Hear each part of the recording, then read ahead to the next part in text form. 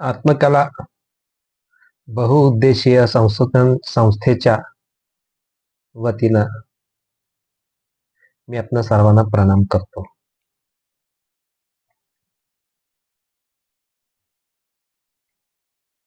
आत्मकला संस्थेचे संस्थापक अध्यक्ष स्वामी मैत्रेय यांचा परिचय देण्याच्या निमित्तानं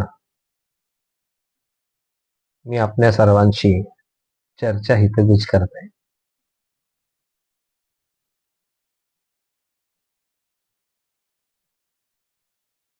आत्मकलेचा भाव जनसामान्यांपर्यंत पोहोचविण्यासाठी प्रेम आणि ध्यानाच्या विकासात्मक भूमिकेतून प्रयत्न आणि प्रयोगात्मकता करणारे स्वामी मैत्रेय यांचा परिचय करून देण्याच्या निमित्त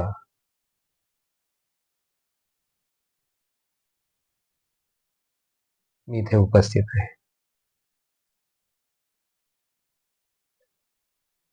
स्वामी मैत्रेयजी यांच्या बालपणाच्या निमित्तानं मी यापूर्वी काही चर्चा केलेली आहे.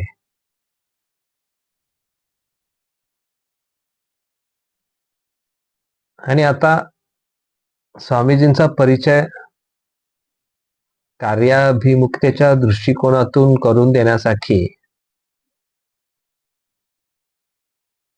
ती विस्तृतता आपल्या समोर प्रदर्शित न करता मी त्यांच्या मानवी जीवनाच्या उत्कर्ष आणि विकासासाठी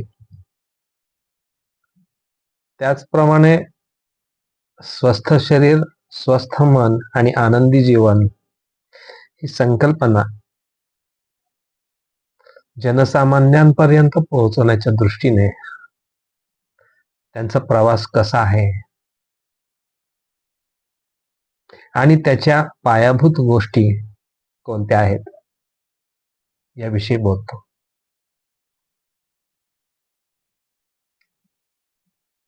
स्वामी मैत्रेयजींचा जन्म सोलापुरात झालेला असला तरी त्यांचं बालपण मुंबईमध्ये गेला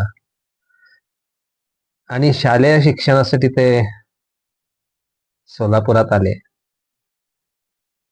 आणि टेक्निकल शाखेचं त्यांचं शिक्षण पूर्ण करून त्यांनी पुणे शहरात पुणे महानगरपालिकेमध्ये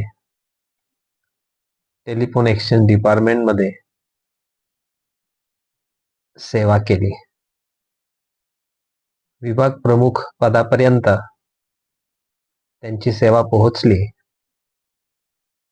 आणि नुकतेच गेल्या 1.5 वर्षापूर्वी स्वामीजी सेवानिवृत्त झालेले आहेत.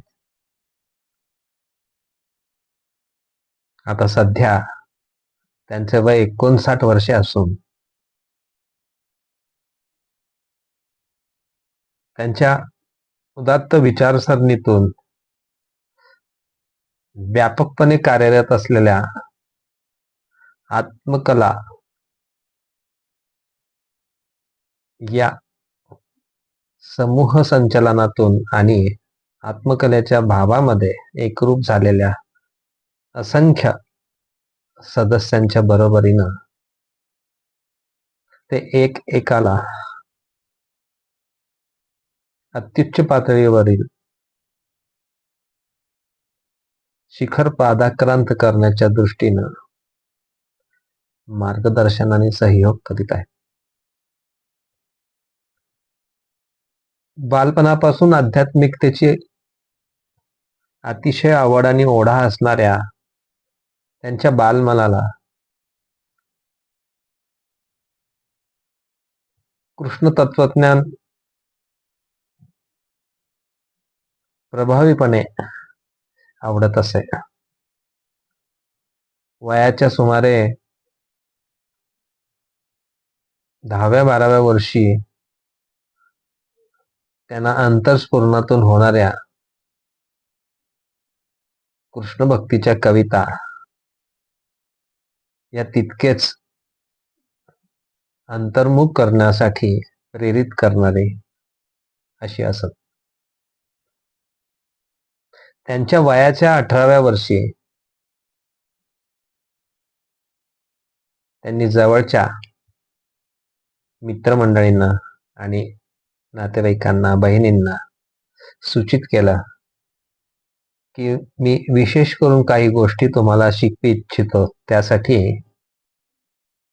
तुम्ही मंडळी वेळ काढणार असाल तर एखाद्या निसर्गरम्य ठिकाणी आपण साधनाविषयक चर्चा आणि प्रयोगात्मकता करू शकू. 39 वर्षापूर्वी सोलापूर शहरापासून जवळ असणाऱ्या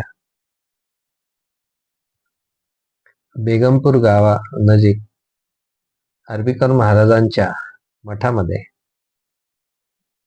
3 दिवसाच्या ध्यान शिबिराचं संयोजन आणि संचलन त्यांनी केलं.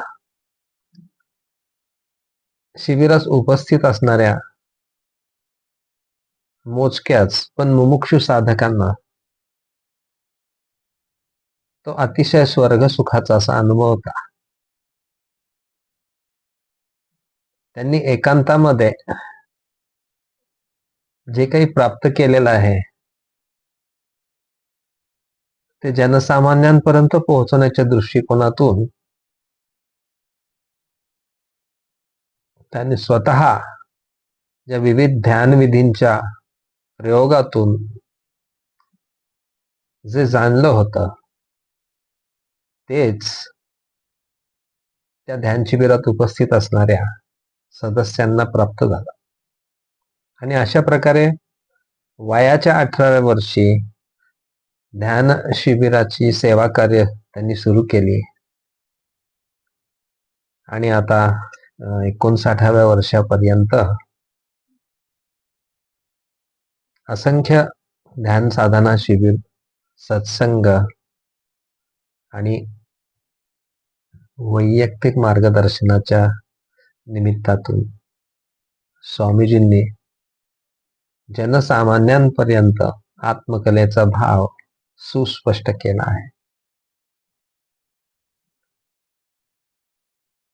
शरीर स्वास्थ्याच्या दृष्टीनं महत्वपूर्ण असणाऱ्या विविध उपचार पद्धती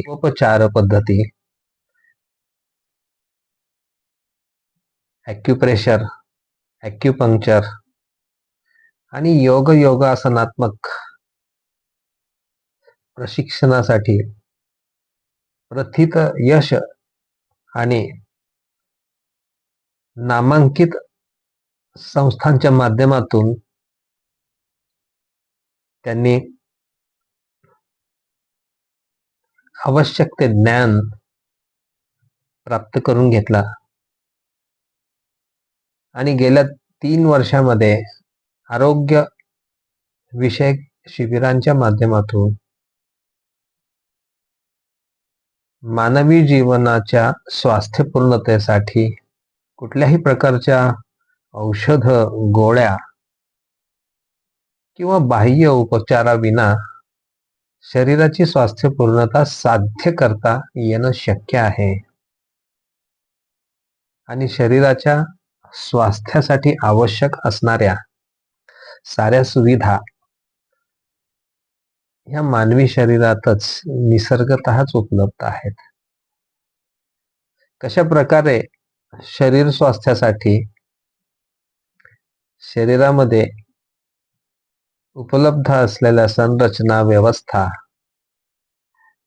या शरीराची देखभाल करतात आणि निसर्ग नियमांना अनुसरून जीवन जगण्याच्या पद्धतीतून कशा प्रकारे स्वास्थ्यपूर्ण जीवन जगता येऊ शकतं याविषयी त्यांनी बहुमोल असं मार्गदर्शन केलं आहे आणि करत आहेत.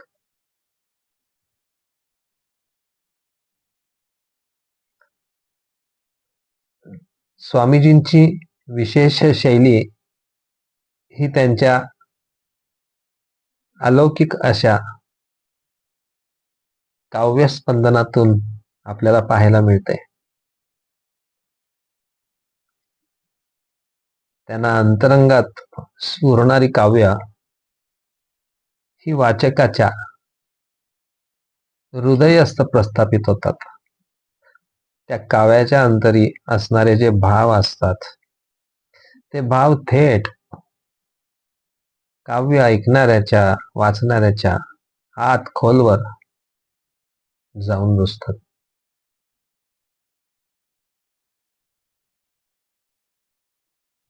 मानवी शरीराच्या स्वास्थ्यासाठी जसे उपचार महत्वपूर्ण आहेत, त्याचप्रमाणे आचार विचारांना त्रयस्थपणे तटस्थपणे साक्षी होऊन पाहण्याचा दृष्टिकोन विकसित करणं महत्वपूर्ण आहे. हे समजावून सांगण्यासाठी स्वामीजींनी शास्त्राचा त्याप्रमाणेच विज्ञानाचा आधार घेऊन साधनेचं महत्व आणि मूल्य वैज्ञानिक आणि शास्त्रीय दृष्टिकोनातून समजावून सांगण्याचा प्रयत्न केला आहे.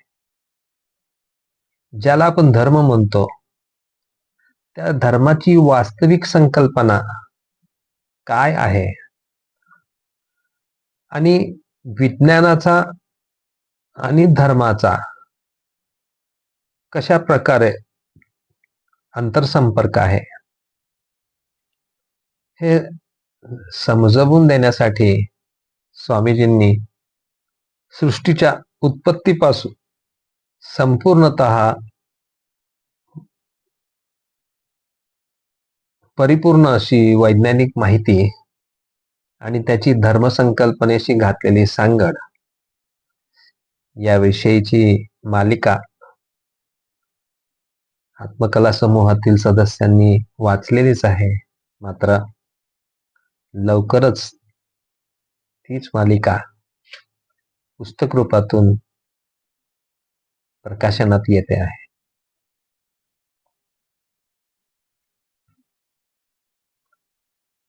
आत्मकला समूहातील सदस्यांच्या आत्यंतिक भावनेचा आदर म्हणून स्वामीजींनी कृष्ण मनोगत या संकल्पनेची सुरुवात केली. रोज सकाळी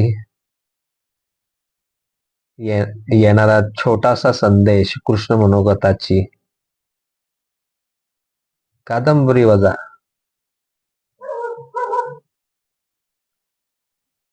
विवेचन वाचण्यामध्ये सुमारे 1.5 वर्ष आत्मकला समूहातील सदस्य गुंगून गेले होते.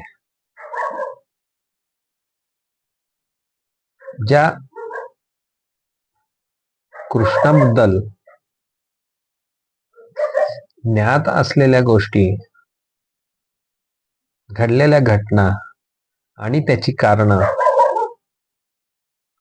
ही आपल्याला ठाऊक आहेत, त्या पलीकडे जाऊन त्या घडलेल्या घटना, त्या गोष्टी आणि त्याच्या मागे प्रेरित असलेलं कृष्णाचं मत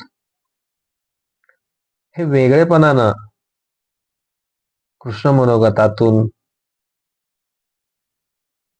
वाचण्यास जेव्हा साधकांना उपलब्ध झालं तेव्हा एक एक साधकांच्या अंतरी क्रांतिमय घटना घडू लागल्या.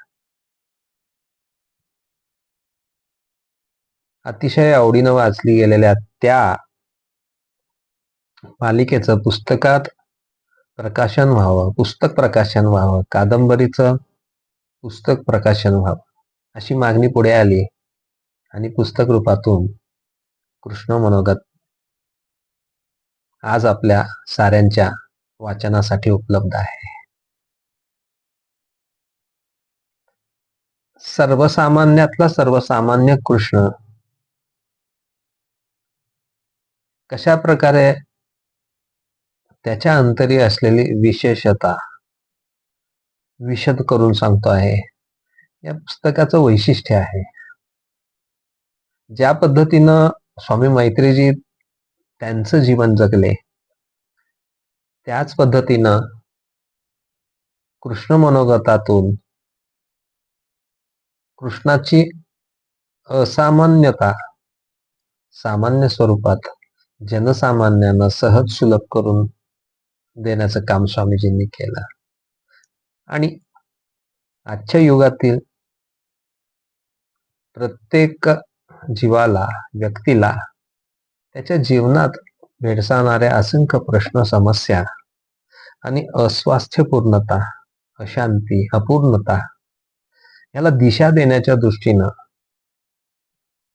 हे कृष्ण मनोगत प्रभावीपणे आज कार्यरत आहे. या कृष्ण मनोगताची लवकरच इंग्रजी आवृत्ती देखील प्रकाशनात येत आहे. स्वामीजींचा बालपणाचा संबंध आजी आजोबांकडनं, आई वडिलांकडून जो आला तो सद्गुरू शंकर महाराजांच्या भक्ती संप्रदायात असलेले त्यांचे आजोबा रामचंद्र कोराड यांच्या सहवासातून घडला. आजोबांच्या सहवासात असताना शंकर महाराजांबद्दल विशेष प्रीती आणि आवड नसलेल्या त्यांच्या बालमानसिकतेला कशा प्रकारे त्यांच्या संपूर्ण जीवन प्रवासात सावलीसारखे जपणाऱ्या शंकर महाराजांच्या प्रीतिकथा त्यांनी युट्यूबच्या माध्यमातून आपल्यासाठी उपलब्ध ठेवलेल्या आहेत. आणि त्या शंकर महाराजांच्या तत्वचिंतनाचा भाव स्फुरल्यानंतर गेल्या 15 वर्षांमध्ये स्वामीजींनी शंकर महाराजांच्या 11 सिद्ध वचनांच्या, ज्या अतिशय गूढवादी असलेल्या, ज्याचा सहज स्पष्ट बोध होत नसणाऱ्या आणि अवघड वाटणाऱ्या अशा त्या सिद्ध वचनांचा अतिशय सुंदर पद्धतीनं अर्थ उकल करून सांगण्याचा प्रयत्न त्यांनी केला. सुमारे 15 वर्ष विविध कार्यक्रमांच्या, सत्संगाच्या निमित्तातून शंकर महाराजांच्या एक सिद्ध वचनांच्या निमित्तानं त्यांनी केलेली चर्चा ही पुढे जाऊन लिखित स्वरूपात तयार करण्यात आली आणि ती देखील पुस्तक रूपातून काही महिन्यांपूर्वी प्रकाशित झालेली आहे.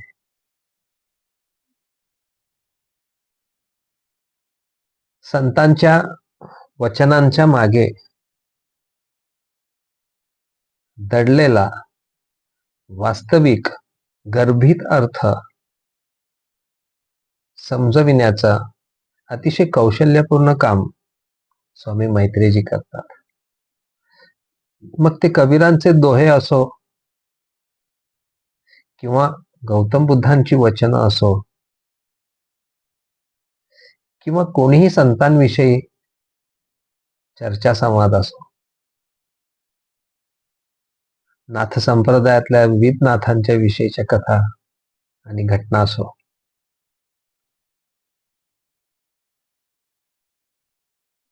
अतिशय सुंदर पद्धतीनं जनसामान्यांना सहज समजून येईल अशा प्रकारे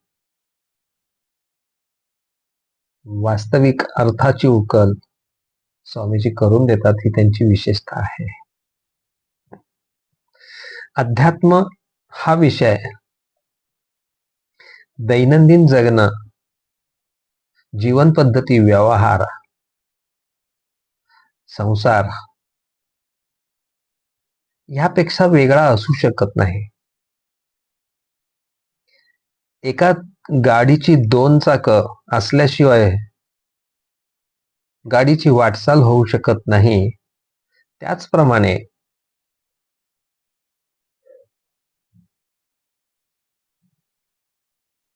संसार आणि परमार्थाची सुंदर पद्धतीनं जोड करून कशा प्रकारे अध्यात्म क्षणाक्षणाला फुलणाऱ्या आपल्या जीवनामध्ये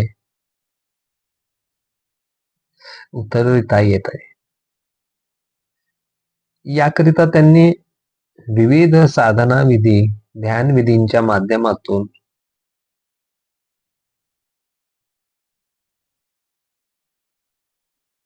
मुमुक्षु साधकांना त्याविषयीचं ज्ञान देण्याचा प्रयत्न केलेला आहे. 10 मिनिटे बसून डोळे बंद करून ध्यान केलं पाहिजे. हा बसण्याचा सराव, ही प्राथमिक स्थिती. त्या पुढे जाऊन क्षणोक्षणी आपल्या अंतरंगात चालणाऱ्या सूक्ष्म हालचालींचं निरीक्षण परीक्षण विशिष्ट ढंगाने तटस्थ त्रयस्थ अनिर्णय राहून करण्याचं कौशल्य आणि त्यापुढे जाऊन आपल्या शारीरिक हालचाली, आपल्या मानसिक हालचाली अंतरंगात सातत्यानं सजग आणि जागरूक असं लक्ष असणं, याविषयीची मुमुक्षु साधकांची तयारी करून घेऊन जीवनाचा प्रत्येक क्षण आता इथे आहे, ह्या वर्तमान क्षणात कशा प्रकारे आनंदपूर्ण होऊ शकतो, जीवन विकासासाठी, यशस्वीतेसाठी कशा प्रकारे साधना महत्वपूर्ण ठरते, हे त्यांनी प्रयोगात्मकतेतून शिकवलेलं आहे. गेल्या 38 वर्षात त्यांनी त्यांच्या वैयक्तिक जीवनात स्वतःचं काम, जनसामान्यांचं काम, संतांचे संदेश पोहोचविण्याचं काम, ह्या साऱ्याचा अतिशय संतुलित असा नियोजनबद्ध कार्यक्रम आखला आहे. स्वामी मैत्रीजींचा परिचय त्यांच्या कार्याभिमुखतेच्या दृष्टिकोनातून देणं महत्वपूर्ण असल्यामुळे त्यांच्याबद्दलची परिचयात्मक वैयक्तिक माहिती घ्यायपेक्षा महत्वपूर्णता कशाची आहे, तर त्या असामान्य ज्ञानाची आहे. कारण भक्ती मार्गाची सर्व अंगे पूर्ण झाल्यानंतर महत्वपूर्ण कडी अखेरची असते, तिला ज्ञानोत्तर भक्ती असं म्हटलं गेलेलं आहे. त्यामुळे साधकाच्या अंतरी प्रेमपूर्वकता जागविली जात असतानाच त्याला सजगतेचा, जागरूकतेचा आधार उपलब्ध झाला. वास्तविक ज्ञानाचा प्रकाश त्या यात्रेमध्ये पडला की खऱ्या अर्थानं साधकाची पूर्णता एकरूपतेच्या दिशेनं, अद्वैत स्थितीच्या दिशेनं मार्गस्थ होते. अतिशय साधेपणानं, सामान्य स्वरूपात स्वामीजींनी संबंधात येणाऱ्या साधकांबरोबर मित्रत्वाचं नातं जपलेलं आहे. आणि मित्रत्वाच्याच नात्यातून स्वामीजी अतिशय सहज सुलभतेनं एकाचा विकास त्याच्याच क्रियाकृतीतून, त्याच्याच प्रयत्नातून साधून देतात.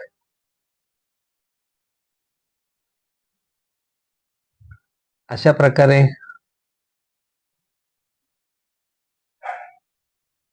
स्वामी मैत्रेय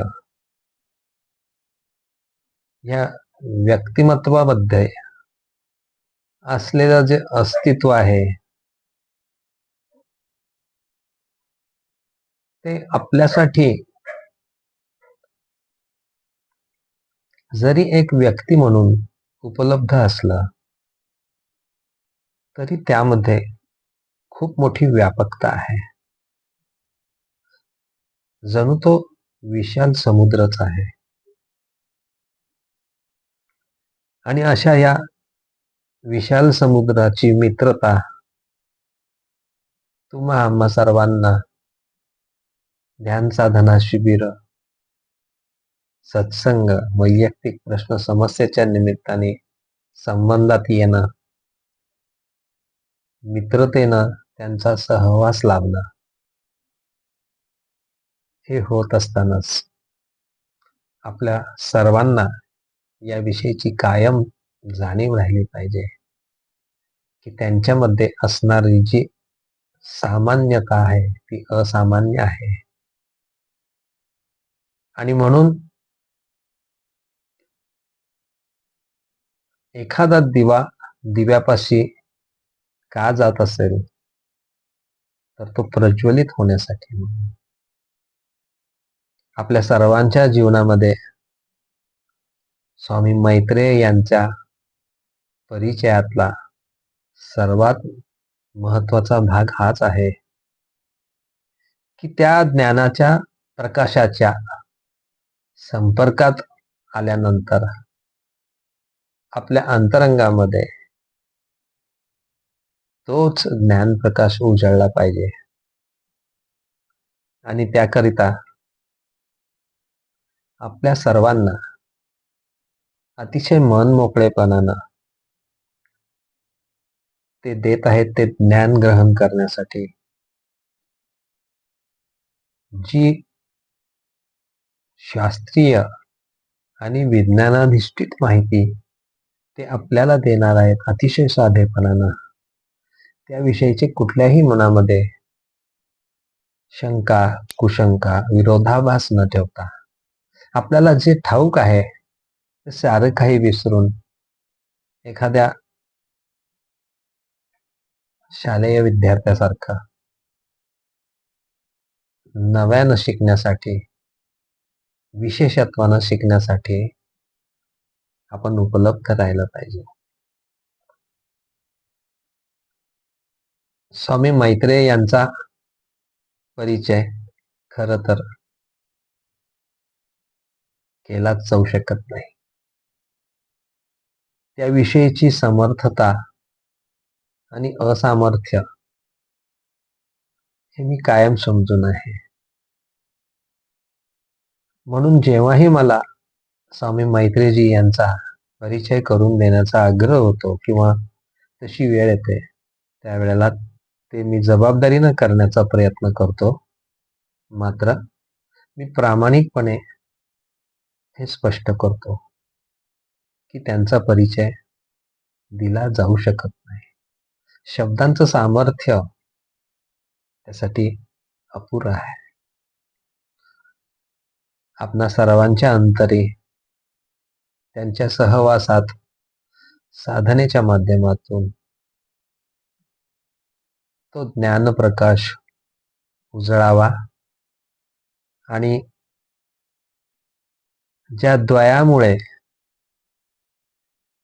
परमात्मा, प्रभू, परमेश्वर आणि आपण यामध्ये एक अंतर निर्माण झालेला आहे ते अंतर दूर व्हावं.